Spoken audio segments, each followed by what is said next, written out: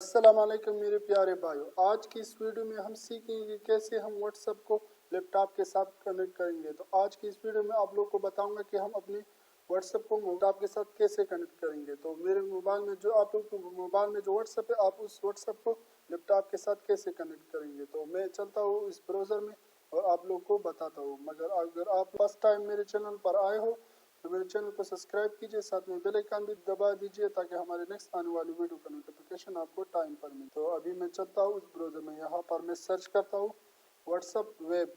तो जैसे आप लोग यहाँ पर सर्च करेंगे तो आप लोग ये पास वाली साइट दिख रही है ना, पास वाले आ जाते हैं, तो आप लोगों ने सिंपल से यहाँ पर क्लिक करना है। तो जैसे आप लोग यहाँ पर क्लिक करेंगे तो आप लोगों ने क्या करना है, थोड़ा सा वेट करना है आप लोगों ने।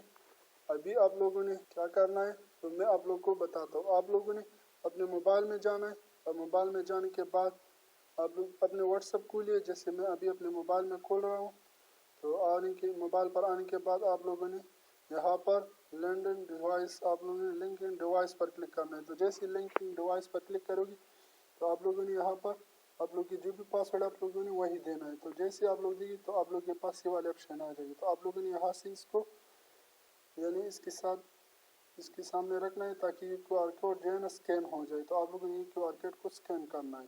तो जैसे स्कैन कर लोगे तो आप लोगों के सामने अभी देख सकते हैं, अभी तो आप लोगों के सामने यहाँ पर मेरा व्हाट्सएप कनेक्ट हो चुका है। तो आप लोग अभी देख सकते हैं।